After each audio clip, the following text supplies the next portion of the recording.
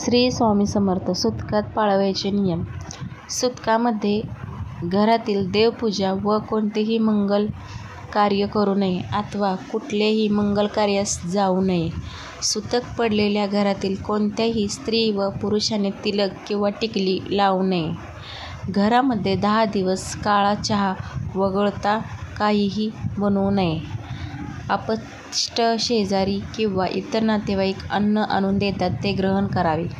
घरात अन्न शिजवल्यास त्यात फोडणी घालू नये. कुठल्याही देवळात जाऊ नये, मात्र देवतेचे बाहेरून दर्शन घेण्यास हरकत नाही.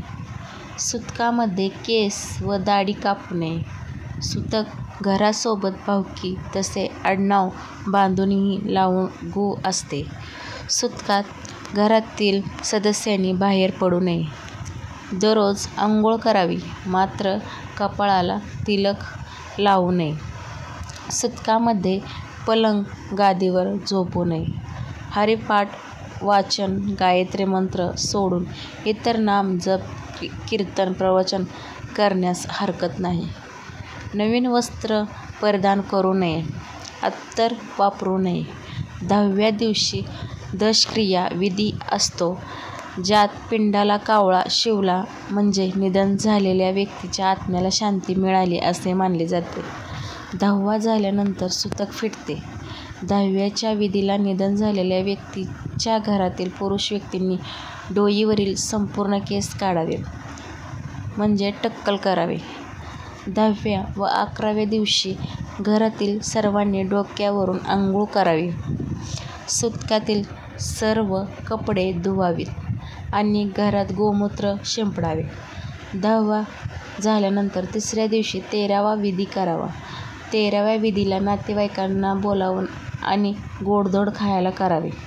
या दिवशी मयत व्यक्तीच्या कुटुंबातील पुरुष सदस्यांना गंध लावून त्या परिवाराचा सुतक संपते.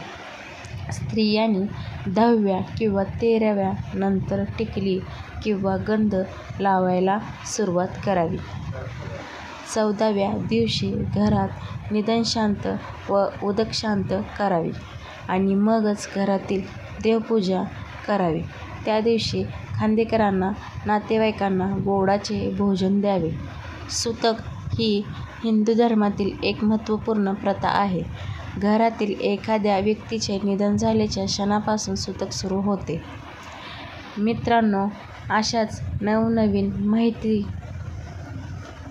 माहितीसाठी चॅनेलला सबस्क्राईब करायला विसरू नका. तर धन्यवाद. श्री स्वामी समर्थ.